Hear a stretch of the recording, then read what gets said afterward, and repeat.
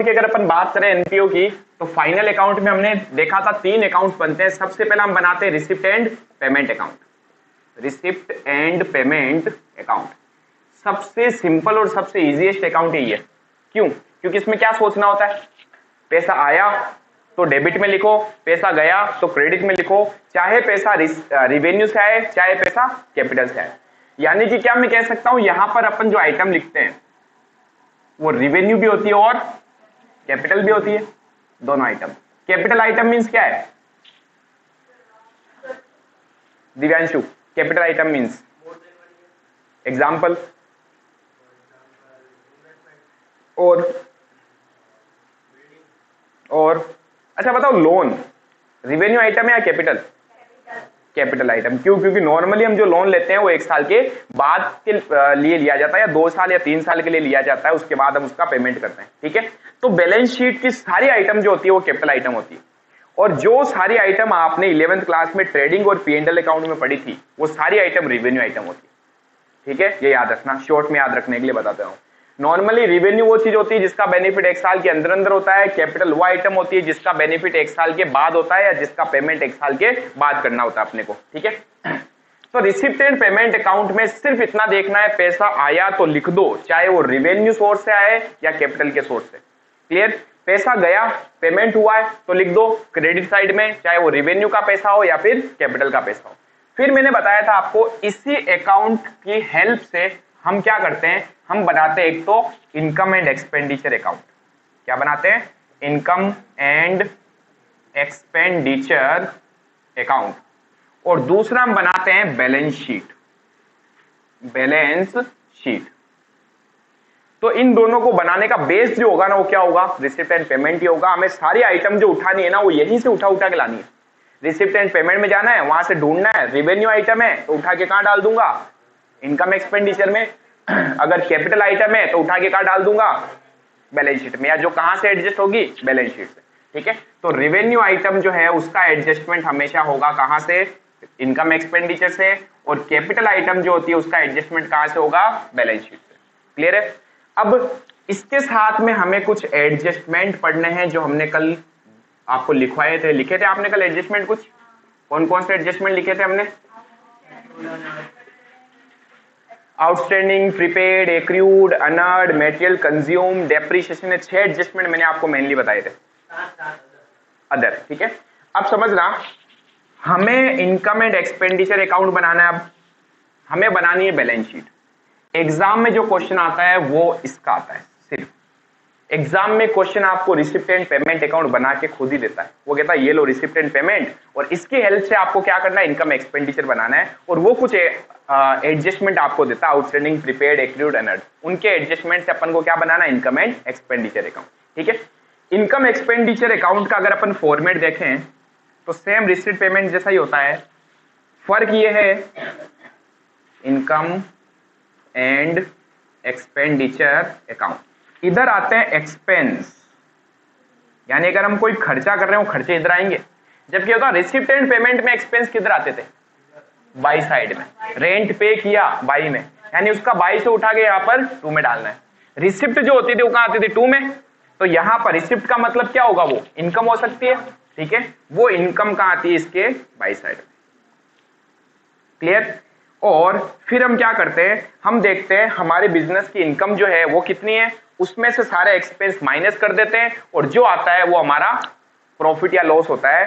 Profit and loss word use आना चाहिए कहां, प्रॉफिट ऑर्गेनाइजेशन के लिए, क्योंकि उनका उद्देश्य क्या होता है, प्रॉफिट कमाना।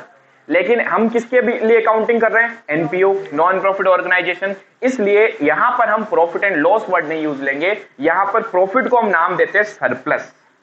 क्या नाम देते हैं, सरप्लस। सरप्लस को हिंदी में कहते हैं आधिक्य, ज्यादा है। क्या ज्यादा है, इनकम ज्यादा है हमारी एक्सपेंस से, सरप्लस। लेकिन कई बार ऐसा भी तो हो सकता है एक्सपेंस भी ज्यादा हो सकते हैं, इनकम कम हो सकती है। तो हमारी प्रॉफिट ऑर्गेनाइजेशन के लैंग्वेज में जिसे लॉस बोलते हैं, उसको यहां पर क्या बोलेंगे, डेफिशिएंसी। अगर खर्चे ज्यादा हो गए, इनकम कम होगी तो लॉस आएगा, लॉस आएगा तो यहां निकलेगा, और क्या लिखेंगे, बाय डेफिशिएंसी, कमी। क्लियर है पॉइंट? अब हमें ये जो एक्सपेंस और यहाँ पर ये जो इनकम देखनी है विद सम एडजस्टमेंट, वो आज अपने को यहाँ पर सीखने हैं। मैं ट्राई करूंगा कि सारे एडजस्टमेंट आज ही अपन कर लें यहाँ पर, ठीक है। बैलेंस शीट का फॉर्मेट क्या होता है पता है? बैलेंस शीट दो साइड होती है, इधर आती है लाइबिलिटी और इधर आती है हमारे बिजनेस की एसेट्स। इसकी दोनों साइड की टोटल हमेशा बराबर आनी चाहिए। यही करना अपने को इस चैप्टर में, लेकिन सीखना क्या है अपने को? एडजस्टमेंट। अगर आप ये सीख गए तो ये चैप्टर बहुत इजी है और मुफ्त के नंबर हैं, जितना बटोर सको बटोर लो, है ना। यहां तक उतार लो फटाफट।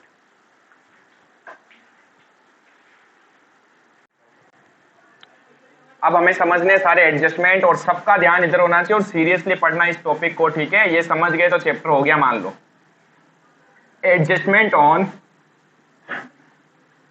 Prepare income and expenditure account, income and expenditure account and balance sheet. जब हम इनकम एक्सपेंडिचर और बैलेंस शीट बनाएंगे तो क्या क्या हमें समायोजन करना है? हिंदी में इसे कह सकते हैं आय व्यय खाता, आय व्यय खाता तथा चिट्ठा बनाते समय समायोजन।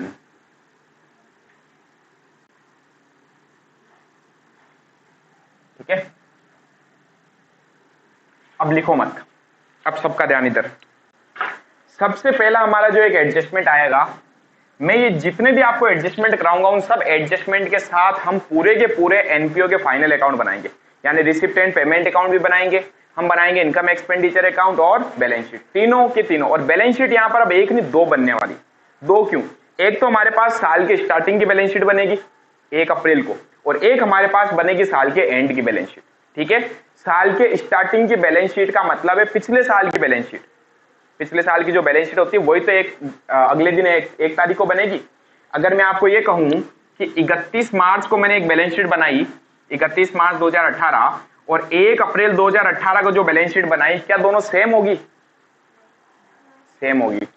पिछले साल के एंड में जो होता है वही तो अगले साल के ओपनिंग में होता है। रात को सोए तो जेब में 50 रुपए थे, सुबह उठे तो 50 ही मिलेंगे, वो बात अलग है, कोई निकाल ले तो। ठीक है, मिलेंगे कितने? 50 ही। तो ध्यान रखना, चाहे मैं साल के एंड का बोलूं या अगले साल के ओपनिंग का बोलूं। क्या मोहित जी निकाले किसी ने? हमारे कौन निकाले सर, हम ही निकाले लोगों के। देखो, सबसे पहला हमारा एडजस्टमेंट जो होने वाला है वो हम पढ़ने वाले हैं आउटस्टैंडिंग एक्सपेंस के बारे में। अदत्त व्यय।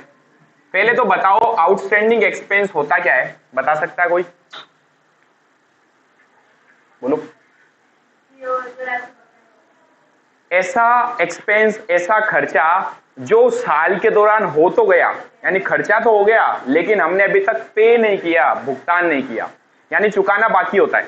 ठीक है, वो चीज हमारे लिए क्या बन जाती है? Outstanding expense. यानी हम कह सकते हैं इसको शॉर्ट में लिखें तो विच इज ड्यू टू पे, जिसका भुगतान करना बाकी हो, जिसका भुगतान करना बाकी हो।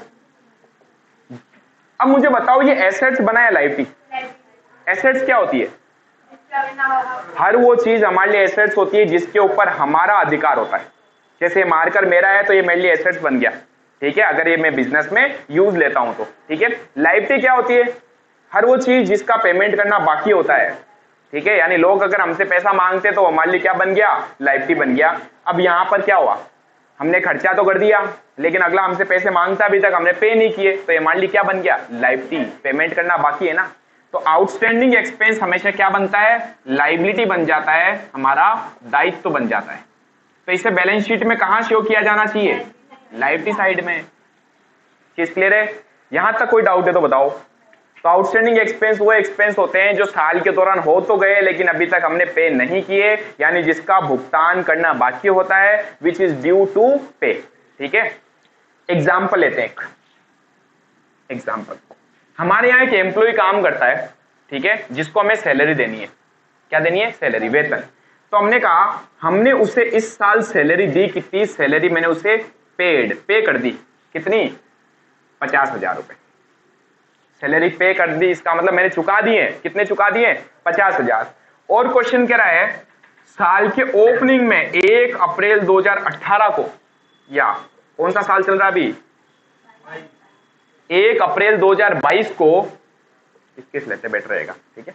1 अप्रैल 2021 को कुछ आउटस्टैंडिंग था, आउटस्टैंडिंग 5,000 रुपए। पहले तो मुझे इसका मतलब बता दो क्या होगा। इस साल के स्टार्टिंग में, हमारी साल में बुक्स बंद कब हो रही है? 31 मार्च 2022 को हमारी बुक्स बंद हो रही है। जब मैं इस साल मैंने अपनी नई बुक्स बनाई, नई बुक्स ओपन करी 1 अप्रैल को, तो उस दिन जो मेरा एम्प्लॉई है वो मुझसे 5,000 रुपए मांगता था। क्यों मांगता था? क्योंकि पिछली बार मैंने उसको नहीं दिए होंगे, इसलिए कह सकता हूं 1 अप्रैल को बाकी पड़े कितने? 5,000 आउटस्टैंडिंग। तो जितने भी हम एडजस्टमेंट पढ़ेंगे, आउटस्टैंडिंग, एक्रूड, अनर्ड, ये साल के ओपनिंग और क्लोजिंग दोनों में हो सकते हैं, याद रखना, ठीक है। साल के ओपनिंग में भी आउटस्टैंडिंग हो सकता है, और इस साल के एंड में, यानी पूरी मैंने बुक्स बंद कर दी और इस साल के एंड में मुझे पता चला अभी भी 10,000 रुपए देने बाकी हैं या 12,000 रुपए देने बाकी हैं, तो इस आउटस्टैंडिंग को मैं क्या बोलता हूं? क्लोजिंग आउटस्टैंडिंग, ठीक है। तो जब मैंने साल के स्टार्टिंग में बुक स्टार्ट करी थी तो 5,000 रुपए देने बाकी थे। फिर मैंने 31 मार्च 2022 को जब मेरी बुक्स बंद करी तो मुझे पता चला अभी भी मुझे कितने रुपए देने बाकी हैं? आउटस्टैंडिंग 12,000 रुपए सपोज करो, क्योंकि इस साल और मैंने काम कराया उससे, तो जरूरी है क्या मैंने उसको सारे पैसे चुका दिए? नहीं। ये आपके पास में क्वेश्चन है, और क्वेश्चन अब आपसे ये पूछ रहा है इन सारी चीजों को आपको फाइनल अकाउंट में लिखना है। फाइनल अकाउंट में इसका क्या इफेक्ट होगा, ठीक है। तो फाइनल अकाउंट मतलब receipt and payment account, income expenditure account और बैलेंस शीट। क्लियर है point? Receipt and payment account सबसे इजी अकाउंट है, जो सिर्फ क्या कहता है? क्या आया या क्या गया। इस पूरे को देख के बताओ क्या आया या क्या गया। पैसा गया है, कितने? 50,000, बस, और कुछ नहीं देखना। पैसा गया हमारे यहां से 50,000, ये तो आउटस्टैंडिंग है, ये तो मैं वहां पर कंसिडर ही नहीं करना। तो हम जब सबसे पहले बनाएंगे क्या? Receipt and payment account. मैं पूरे फाइनल अकाउंट बनाऊंगा, फिर अपन प्रैक्टिकली इसको क्वेश्चन में देखेंगे। रिसिप्ट एंड पेमेंट अकाउंट जब मैं बनाऊंगा तो बताओ ये साइड कौन सी होती है?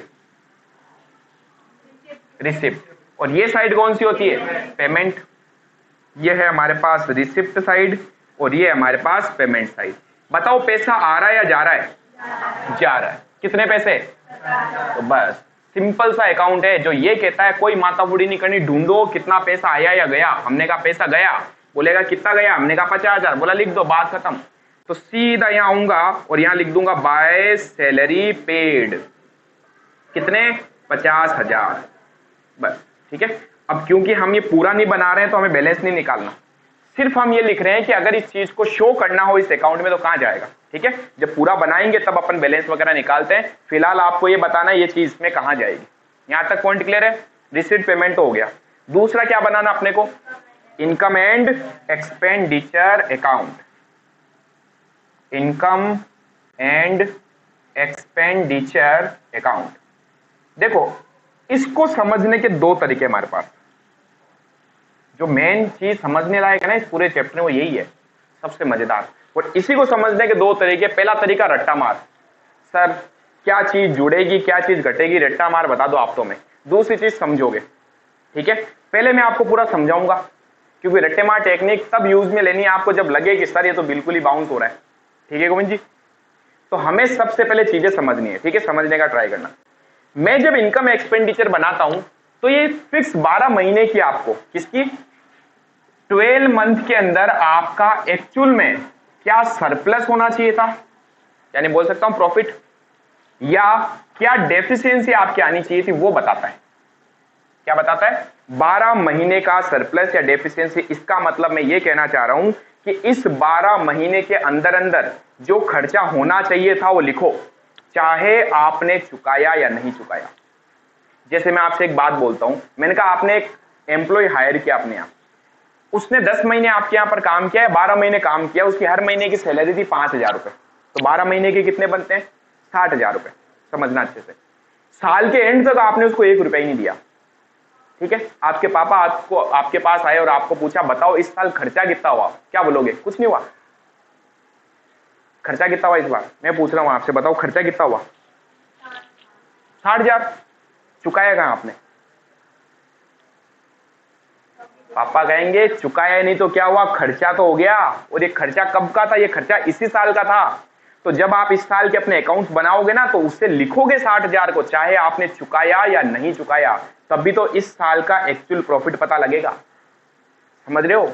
यानी कि जब हम इनकम एक्सपेंडिचर बनाते हैं ना तो ये सिंपल सी लॉजिक की चीज देखो, जो समझा रहा हूं इस लॉजिक को दिमाग में डालना, कहीं आपको रट्टा मारने की जरूरत नहीं पड़ेगी। इस 12 महीने का क्या है इसी में आएगा। कोई चीज अगर पिछले साल की है हटाओ, कोई चीज अगर अगले साल की है तो अगले साल में जाना चाहिए। इस साल का क्या है जो इसी साल आएगा, चाहे आपने चुकाया या नहीं चुकाया। कोई इनकम, सपोज कीजिए हम ही एम्प्लॉय थे और मैं कहीं पर जाके काम कर रहा हूं, ठीक है, मैंने वहां 12 महीने काम किया, मेरी हर महीने की सैलरी कितनी होती थी? 5,000 रुपए। कितनी होती थी? 5,000। साल खत्म हुआ, मैं बॉस के पास गया और मैंने कहा साहब सैलरी दे दो। उन्होंने मुझे 40,000 रुपए दे दिए। कितने दिए? 40,000। अब बताओ मैंने जो काम किया, मेरे हिसाब से मेरे 5,000 रुपए के हिसाब से अगर 12 महीने का देखता हूं तो 60,000 बनते हैं। उन्होंने मुझे दिए कितने? 40,000। इस साल जब मैं अपनी इनकम कैलकुलेट करूंगा तो मैं क्या लिखूंगा मेरी इनकम में? 40,000 या 60,000? 40,000 या 60,000? 40,000। 60,000 वाले कितने हैं? अभी मैंने एक चीज बताई थी आपको। मैंने क्या बताया? मैंने कहा अगर आया या नहीं आया इससे कोई मतलब नहीं है। इस साल का क्या था? इस साल का था 60,000। इस साल की मेरी इनकम कितनी है? मुझे इनकम 60,000 लिखनी पड़ेगी, चाहे मुझे मिली या नहीं मिली। पिछले वाले में तो जीरो अमाउंट पे किया हमने, फिर भी हमने खर्चा कितना लिखा? पूरा 60,000। समझ पा रहे हो? जब मैं इनकम एक्सपेंडिचर बनाऊंगा तो मैं ये देखूंगा कि मेरा इस साल का खर्चा कितना होना चाहिए था या मेरे इस साल की इनकम कितनी होनी चाहिए थी, चाहे आपने चुकाई या नहीं चुकाई। ठीक है? और ये प्रॉब्लम आती है, इसी के कारण मुझे एडजस्टमेंट करना पड़ता है। ये जो एडजस्टमेंट आप पढ़ रहे हो ना, ये इसी कारण पढ़ रहे हो क्योंकि कुछ पैसा हम पे नहीं करते हैं, कुछ पैसा हमें मिलता नहीं है, इसके कारण ये एडजस्टमेंट आते हैं। क्लियर है पॉइंट? बताओ इस साल जब मैं अपनी इनकम लिखूंगा तो कितनी लिखूंगा? 40,000 या 60,000? 60,000। अब लिखने का तरीका क्या होगा? लिखने का तरीका होगा, हम कहेंगे साहब 40,000 तो मिल गए, प्लस 20,000 जो इस साल मैंने कमा तो लिया लेकिन मिला नहीं है, और बाहर में लिख दूंगा 60,000। It is called adjustment. घूम फिर के बाहर अमाउंट कितना आएगा? 12 महीने का जो इस साल होना चाहिए था। ठीक है? अब ध्यान से सुनना, इसी एग्जाम्पल को लेता हूं। मैंने चारों एडजस्टमेंट करा दिया आपको, 2 एडजस्टमेंट तो आपने अभी तक कर भी लिए। मैंने कहा मेरे 5,000 रुपए के बेस पे काम करता हूं, 12 महीने मैंने काम किया, मेरी सैलरी कितनी हुई? 60,000। मैं बॉस के पास गया, मैंने कहा साहब इस बार सैलरी दे दो। उसने मुझे 80,000 रुपए दे दिए। बोला जाओ ऐश करो। मैंने कहा साहब ऐसे क्या, ज्यादा क्यों दिए? बोला एडवांस में रख लो, अगले साल एडजस्ट कर लेंगे। अगेन मैं आपसे पूछ रहा हूं, बताओ अब मैं अगर मेरी इनकम में लिखूंगा तो कितनी लिखूंगा? 60 या 80? 80 क्यों नहीं लिखूंगा? 20,000 इस साल की इनकम है ही नहीं सर, ये तो अगले साल की इनकम है। अब लिखने का तरीका क्या होगा? अब लिखने का तरीका होगा, मैं लिखूंगा मिले कितने? 80,000। इसमें से मैं करूंगा माइनस वो 20,000 जो इस साल का है ही नहीं। अगेन बाहर कितना आ रहा है? समझ पा रहे हो? ये जो हमें ज्यादा मिल गए थे इसको हम बोलते हैं अनर्ड।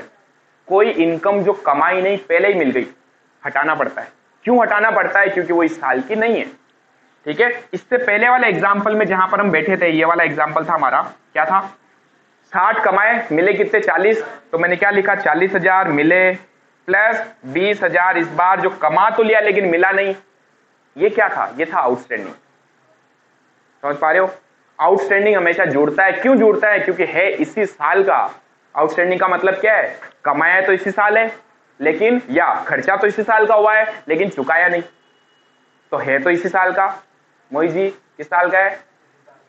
ये हमारा कॉन्सेप्ट था। ठीक है? अब हमें एक एक चीजों को समझते हुए चलना है। अब मैं बात कर रहा हूं इसकी, इनकम एक्सपेंडिचर में क्या करना है अपने को। सबसे पहले तो इनकम एक्सपेंडिचर जब हम बनाएंगे तो मुझे अमाउंट उठा के कहां से लाना है? रिसिप्ट एंड पेमेंट अकाउंट से। आते ही मैंने आज यही तो बताया, सबसे पहले क्या बनता है? Receipt and payment. उसमें रिवेन्यू आइटम भी होती है, उसमें कैपिटल आइटम भी होती है। वहां से मुझे रिवेन्यू आइटम उठा के इनकम एक्सपेंडिचर में डालनी है, कैपिटल आइटम उठा के बैलेंस शीट में डालनी है। ठीक है, अब मैंने कहा इनकम एक्सपेंडिचर बनाने के लिए मैं अमाउंट कहां से उठाऊंगा, रिसिप्ट एंड पेमेंट। मैं आया यहां पर और मैंने कहा भाई क्या हुआ, इस बार सैलरी चुकाई 50,000, सैलरी पे करिए तो खर्चा है, खर्चा है तो कहां आएगा, एक्सपेंस साइड में। इसकी एक्सपेंस साइड ये होती है, क्या लिखूं यहां पर, मैं लिखूंगा टू सैलरी पेड। कितने लिखूंगा, एक बार तो 50,000 अंदर। ठीक है, अब मैंने कहा भाई 50,000 हमने पे किए, क्या कुछ एडजस्टमेंट करना है, ऊपर जाके पता चला अच्छा एडजस्टमेंट तो 2 थे हमारे पास। अब ध्यान से सुनना, 1 अप्रैल, देखो रट्टेमार टेक्निक तो डायरेक्टली मैं आपको बता दूंगा किसको जोड़ना और किसको घटाना, 2 ही चीजें करनी अपने को एडजस्टमेंट में, या तो जुड़ेगा या घटेगा। लेकिन पहले इसको समझो, 1 अप्रैल 2021 को कोई चीज बकाया है, बकाया का मतलब क्या होता है, पे करना बाकी है। क्या मैं कह सकता हूं 1 अप्रैल 2021 को पे करना बाकी है, इसका मतलब ये वास्तव में खर्चा था कब का, सोचो, अगला या पिछले साल का, 2-3 साल होते हैं हमारे पास, बीता हुआ कल, प्रेजेंट और आने वाला कल। ठीक है, कोई खर्चा जो पिछले साल मैंने चुकाया नहीं वो अभी भी हमारे पास आ रहा है। ठीक है, वो खर्चा मैंने इस साल चुकाया होगा, भाई पिछले साल नहीं चुकाया तो खर्चा इस साल चुकाऊंगा ना। तो मैं ये मान के चलता हूं, क्या मान के चलता हूं, ये जो 5,000 है ना जो पिछले बार बाकी थे, ये मैंने इस साल जो ये 50,000 चुका है उसमें शामिल है। यानी इस साल मैंने जो 50,000 चुका है ना उसमें मैंने 5,000 भी चुका दिए, समझ गए, ये मान के चलेंगे। अब बताओ क्या ये 5,000 खर्चा इस साल का था, क्या ये कब का था, पिछले साल का। आपको नहीं लगता आपने इस साल लिख दिया इसको, इसमें क्या आपने इस 50,000 में इस 5,000 को शामिल कर रखा है, शामिल कर रखा है। मैंने कहा ना ये मानना है, इस बार जो आप चुकाओगे तो सबसे पहले हम क्या करेंगे, क्या इस साल का चुकाएंगे, सबसे पहले हम ये सोचते हैं पिछले साल का कोई बाकी तो नहीं है, उसको पे करो। तो इस साल मैंने 50,000 जब चुकाए थे तो ये 5,000 इसमें शामिल था, ये चीज क्लियर है। क्या इस 50,000 में ये जो 5,000 है ये इस साल का खर्चा है या पिछले साल का था, तो ये पिछले साल जाना चाहिए ना, इस साल आ गया, हम क्या करेंगे, हटाएंगे। इसलिए हम यहां से करेंगे माइनस, क्या माइनस करेंगे, आउटस्टैंडिंग ओपनिंग। याद रखो अब इस चीज को, ये समझने का तरीका था कि पिछले साल का खर्चा पिछले साल जाना है, और रट्टे मार टेक्निक ये है कि आउटस्टैंडिंग ओपनिंग हमेशा माइनस होता है। रट्टा मार लिया सर, ये बढ़िया था आपने। आउटस्टैंडिंग ओपनिंग अगर है, ओपनिंग है साल के स्टार्टिंग में, माइनस होगा, तो आउटस्टैंडिंग क्लोजिंग क्या होगा, ऐड होगा। अब ये ऐड होने का कारण भी देखो, ये 12,000 का खर्चा वो है जो इस साल का था लेकिन हमने चुकाया नहीं, तो खर्चा तो इसी साल का है या नहीं है, है। तो इस साल जब मैं ये इनकम एक्सपेंडिचर में लिखूंगा तो मुझे इसको शामिल करना चाहिए कि नहीं करना चाहिए, करना चाहिए। तो आउटस्टैंडिंग ओपनिंग 5,000 क्या करूंगा, माइनस, और आउटस्टैंडिंग क्लोजिंग जो है प्लस करूंगा, आउटस्टैंडिंग क्लोजिंग कितने, 12,000, और बाहर जो अमाउंट आएगा वो होगा वास्तव में इस साल का खर्चा। आया समझ में कि नहीं आया। तो पहले तो मैंने आपको पूरा समझाने का ट्राई किया, मैंने कहा समझाएं तो बढ़िया है, क्योंकि एग्जाम में जब अटक जाओगे तो समझा हुआ काम आएगा, रट्टा मारा हुआ नहीं। और रट्टा मारने के लिए तो क्लियर है साहब, ओपनिंग आउटस्टैंडिंग माइनस करो, क्लोजिंग आउटस्टैंडिंग ऐड करो। रट्टा मार लिया कि समझा दीपाली, हमने तो ना तो समझा ना रट्टा मारा, ऐसा तो नहीं है, आया कि, चलो कैलकुलेटर कहाँ गया मेरा, हाँ। तो 50,000 माइनस 5,000 प्लस 12,000 कितने हो गए, 57,000। अब मुझे फटाफट बता दो, क्लोजिंग आउटस्टैंडिंग जोड़ते हैं कि घटाते हैं, क्लोजिंग आउटस्टैंडिंग हमेशा ऐड करना है, ओपनिंग आउटस्टैंडिंग हमेशा लेस करना है। किसमें ऐड और लेस करना है, उस अमाउंट में जो आप यहां से उठा के लाओगे, बस खेल खत्म। ठीक है, तो याद जरूर आपको ये रखना है जब हम प्रैक्टिकली क्वेश्चन सोल्व करेंगे, हर बार हम सोचने के लिए नहीं बैठेंगे पिछले साल का है ये अगले साल का है, नो, सीधा याद रखोगे आप क्या, आउटस्टैंडिंग क्लोजिंग जोड़ना है। क्यों जोड़ना है, अगर कोई लॉजिक पूछे तो साहब ये खर्चा इस साल का था इसलिए जोड़ना पड़ेगा, और जो खर्चा पिछले साल का था तो उसको मैं हटाऊंगा क्योंकि उसको पिछले साल लिखना चाहिए। क्लियर है पॉइंट। चलिए ये 57,000 यहां आ गया। अब मुझे यहां बनानी है क्या, बैलेंस शीट, और बैलेंस शीट भी मैं एक नहीं बनाऊंगा, कितनी बनाऊंगा, 2। तो सबसे पहले मैं बैलेंस शीट बनाऊंगा, बैलेंस शीट एज ऑन 1 अप्रैल 2021, 1 अप्रैल 2021। इधर हम लिखेंगे लायबिलिटी, इधर हम लिखेंगे एसेट्स। 1 अप्रैल 2021 को क्या था हमारे पास बाकी, बताना भाई। ये जो सैलरी चुकाई है ना, ये तो इस साल के दौरान चुकाई है, इस साल के दौरान, यानी 21 से लेके 22 के बीच में, ये तो कहीं आएगा नहीं। 1 अप्रैल 2021 को कुछ बाकी पड़ा था, बाकी पड़ा था, तो जो 1 अप्रैल को बाकी था वही तो यहां आएगा। किस दिन की बैलेंस शीट बना रहा हूं, 1 अप्रैल 2021, इसी को तो ओपनिंग बोलता हूं, और फिर मैं बनाऊंगा 31 मार्च 2022 की, ठीक है। तो बताओ 5,000 रुपए भुगतान करने बाकी थे, ये एसेट्स बना या लाइबिलिटी? लाइबिलिटी, पे करना बाकी है, 5,000 रुपए चुकाने बाकी थे, कहां आएगा? लाइबिलिटी साइड में। क्या लिखूंगा? आउटस्टैंडिंग सैलरी, कितने रुपए? 5,000, ठीक है।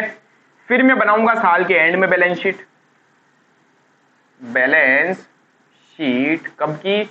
एज ऑन 31 मार्च 2022। बताओ इस दिन क्या आएगा? इस दिन जो इस साल का भुगतान करना बाकी है 12,000, 12,000। कहां लिखूं, एसेट्स में, लाइबिलिटी में? लाइबिलिटी में। पे करना बाकी है, आउटस्टैंडिंग सैलरी, कितने रुपए? 12,000 रुपए, बस।